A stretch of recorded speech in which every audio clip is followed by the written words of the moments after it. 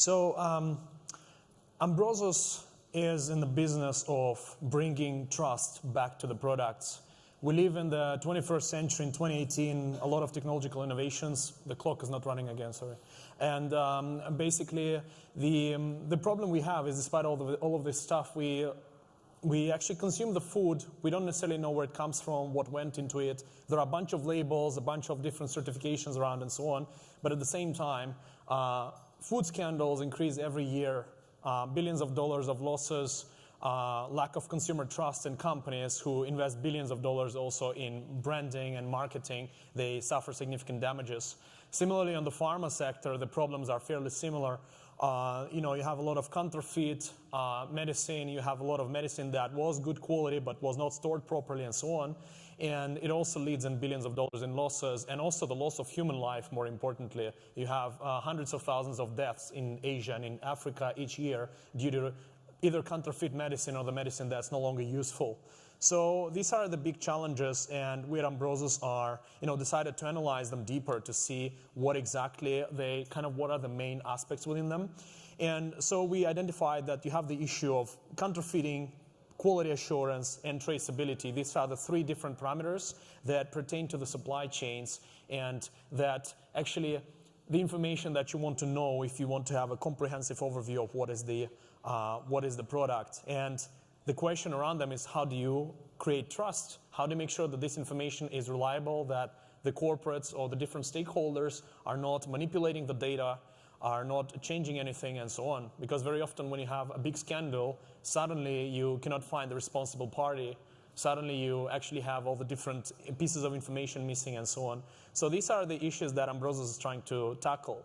And at the very high level, we bring three different elements. This is a very high-level overview we created for this conference, but I'll do a bit of a deep dive into the technology. So the first part is blockchain, obviously for immutability of data.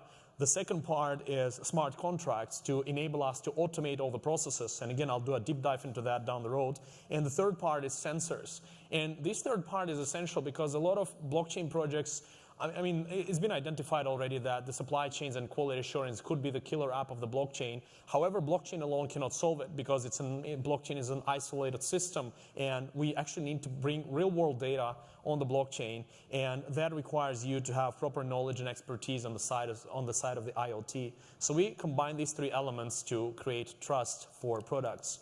And how specifically we do that? Well, we take a data-centric approach. It's all about data in the end. You have the product, but you don't know its history or origins. So we first focus on how do we collect the data. So we build protocols that enable sensors to talk to the blockchain and to provide the right inputs. Importantly, once you put the data on the blockchain, it's there forever. But what if the data that you put on the blockchain is not to be trusted? So this is the first element we're trying to solve. We're building these secure protocols for communication. The second part is storage. Once you've acquired these gigantic amounts of data, how do you make sure you find the right mechanisms to store them and then to share them between the different stakeholders? And we've tackled that approach by designing hybrid systems where you have on-chain just the basic proofs of data, and most of the data is stored off-chain. And the same goes for how public the data is. Ambrosus works with large corporations in the food and pharma sector, and a lot of these corporations, despite their nice message, they don't want to share a lot of data about what actually happens in their supply chain and production. However, they do want to, to provide some kind of assurance to their customers. And we found the middle ground where they can just provide the proof of data or metadata about their production stages and supply chains whilst keeping the rest of the data to themselves. So we're trying to combine best of both worlds in this, and this is at the core of our solution. And how it works is, so we're not a software development house. A lot of people kind of assume that, it's software. Software is, we let other people do that. So for example, SAP, which is used by the vast majority of stakeholders in the sector, they already have SAP and it's great. Our job is not to compete with them. Our job is to integrate and to serve as the data repository and the point of reference for all the information that is supplied to their dashboard. And then when the data originates, we work with a bunch of different companies who provide different methods to identify the products, barcodes, QR codes, RFID tags, NFC tags, any way that you can tag the product. And the moment you create the product, you actually have a digital identity of that product created on the blockchain. So you have a product leaving your factory, and accordingly you have a digital asset being created on our blockchain that shows, okay, the product has been born, and to illustrate it to you, it can be born at different sizes. So we can actually have the granularity where it can go from the size of the container all the way to the individual unit, depending on what the supply chain requires or how valuable the product is. For some products, you may want to go to individual units. We work with one pharmaceutical company that transport very high-value antiviral drugs, and there the cost can be thousands of dollars per unit. So they want to have assurance of basic storage conditions, humidity levels, light exposure, and so on.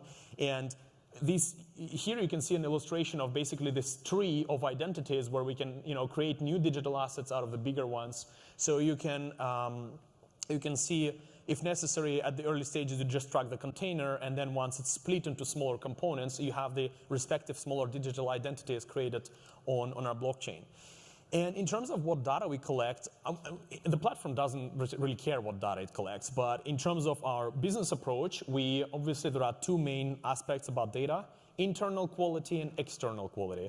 External quality is anything about the surroundings of the object: temperature, humidity, light, pressure, how much it shakes. For some products, it's important to avoid shaking. So all of these aspects, we can connect different sensors. We don't produce sensors, we just connect them. So we provide the protocols for them to talk to our blockchain. So they supply all this information about the external parameters. And we can also work with internal parameters, chemical composition of the product, structural characteristics, and so on. Importantly, all of these important quality assessment data that is normally siloed, it's normally separated and is stored in separate databases, and it's very hard to interchange the information. Here, the mapping of that data is all done through AmbNet. So you actually receive the product with a proper map of all the data entries pertaining to their quality. So that's the big differentiator. And in terms of when we think about at what stage of the supply chain can we integrate this, Ambrosus is an end-to-end solution, so we can work on farm to fork, and I can later on show you some of our products that we've built. But importantly, you can also take one particular part of the supply chain which is a hotspot, where the biggest problems are for you. For example, the distribution, which is frequently one of the most problematic parts of the supply chain, because you actually have perhaps intermediaries who are not necessarily motivated to provide proper quality of products. Either that's distribution of medicine or distribution of food, maybe in hot countries or in environments where you have less control. So we can just take that particular part of the supply chain and say, we just look at that. And we assume that all other parts of the supply chain are actors who are acting in the interests of the consumer. For example, we work with big companies who say our quality is good, we want to prove it to the consumers, but the problem is that our distributors may not necessarily care about that. And then if our consumer, in the end, gets a bad product, the damage is to us as a company, because the consumer will say, well, that company, that famous brand that I used to trust, I had food poisoning or I had an illness from it and so on. So the brands, the consumers, they are our biggest clients. They're the ones who care a lot about preserving their quality. And the important aspect is, using smart contracts here plus IoT. So in our case, the smart contracts are triggered by the data that is generated by sensors. If the sensors send the information saying that I've detected that the conditions of storage are several % outside of the norms that both parties have agreed, it's going to automatically execute the transaction of either opening an insurance claim or reimbursing the money or involving a human inspector. It doesn't actually matter. You can program them to do anything you want. But importantly, all the anomalies you have in the supply chain can be detected in real time. And that's the huge difference compared to the current solutions, because right now when you have a food scandal or a recall of medicine, it takes weeks, sometimes months of painful research. And you normally, either you don't recall enough products, and then you have the risk that somebody else will have an issue, or you recall too many, and then you recall a lot of healthy products, and the losses are significant for the company. So here, every single stage of the supply chain is reflected through the smart contract. And importantly, that data is actually linked to the token. So within our blockchain, the token serves a purpose of a digital certificate. When you have the asset being created on AmbNet, you deposit the token, and then the unique ID is created pertaining to that product. And then as the product travels through the supply chain, additional events generated by sensors are linked to this particular token. So the end recipient, whether it's a retailer or perhaps the end consumer, receive not only the product, but all the data associated with it. And importantly, they can always verify it on the blockchain. And on top of this basic backbone, the bigger vision, the universe that we're now creating around Ambrosus is all the different solutions that we can provide as applications. Those solutions can be done for the companies or for the consumers. So we have serialization tools, inventory management, and insurance use cases. So each of these is like a project within our universe. And some of them are external companies, some of them are divisions of large corporates. But importantly, we're building the ecosystem around our core solution. And one of the biggest barriers to adoption of blockchains in general is that a lot of people don't know how to use the blockchains. And actually today, so we launched it out of this conference, out of CognitionX. We've launched the SDKs today. So as of today, on Ambrosus, you have the JavaScript SDK, Android SDK, and iOS SDK. So all the developers who build apps on those platforms, which is the vast majority of them, can now work on AmpNet, can now create applications on AmpNet without knowing how to work on the blockchain. They only have to know JavaScript or Objective-C, and that's the huge step forward. So we're quite proud of this community of developers that we're fostering. We're an open source ecosystem, so that's important compared to some other companies in the space that are providing solutions for this. We let consumers not only be part of this, but they can review all the smart contracts. All our code is on GitHub. The public can see it, so they can actually trust not only the data, but also how the whole system works. It's publicly auditable, both the security and the transparency of that. And just to show you some different use cases, so we've developed use cases for olive oil, for instance, where we actually had to trace the olives back to the origin. And the problem there was that how do you tag the olives? You cannot attach a barcode to it and so on. And if you just tag the box, then do I wrap up, or I have 3 minutes according to the clock? Okay. Okay. So from that perspective, we found a clever solution to that actually we do the origin analysis at the stage where the olive oil is bottled. So we don't have to trace the olives back to the origins. We actually analyze one component in the olive oil that's called trans fatty acids. And apparently, if you analyze that, you can actually tell because the trans fatty acids are dependent on the region where the olive actually grew. So importantly, you can also trace the objects without physically having to follow them. So we've got some clever learnings that we did during our time experimenting with this.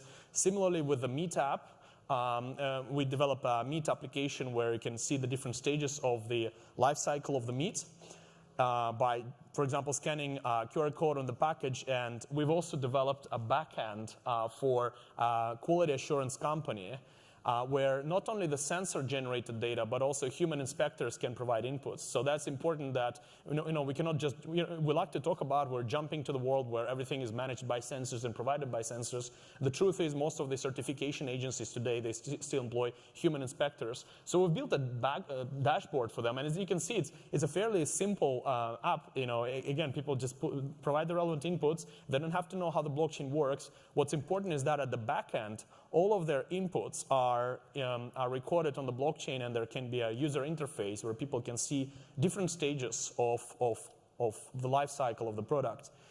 Similarly, we've built supply chain management tools for large corporates who want to track the commodities that they're supplying across different regions. And again, importantly, what I'm showing to you is the apps. The apps is not the most important thing. We are not a software development company. We're building the protocols, but the protocols are fairly abstract. And these are the nice illustrations that let you see the business use cases you can build on top of these solutions.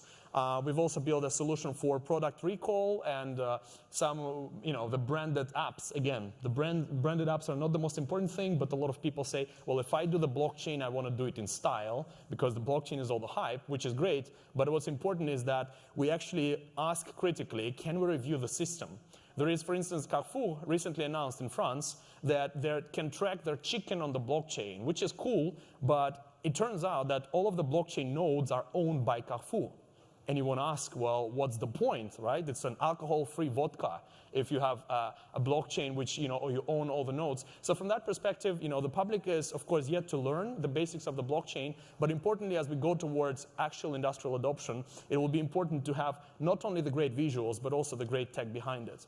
And this is what we focus on at Ambrosus. We've also developed some other use cases that are outside of the core expertise, but for example, the insurance use cases, Because as we started working with quality assurance and supply chains, when things don't go right, you say what went wrong, and you need to involve the insurance when nobody's to blame.